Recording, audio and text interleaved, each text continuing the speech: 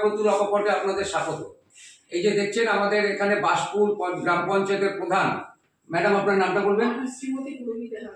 উনি উনার তত্ত্বাবধানে মানে উনার দায়িত্বে উনি আজকে হ্যাপি মিলিয়ন্স যে গ্রামে গ্রামে free medical check up camp করছে, সেখানে উনি পুরো বন্দোবস্ত করেছেন ওনার এই পঞ্চায়েত অফিসেই।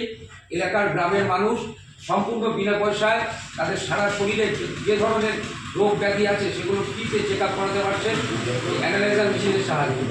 আমরা ওনার সহযোগিতাতে গ্রামের মানুষকে পরিষেবা দিতে এখানে এসেছি।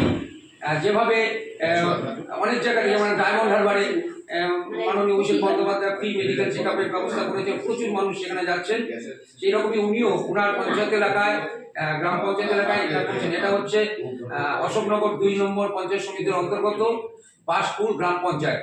এই পঞ্চায়েত অফিসে এলাকার মানুষ তারা এসছেন, সকাল থেকেই অনেকে আসছেন এবং ফ্রিতে তাদের সমস্ত রোগ ব্যাধি নির্ণয় করবার যে ব্যবস্থা করা হয়েছে সেটা ওনারা করাচ্ছেন।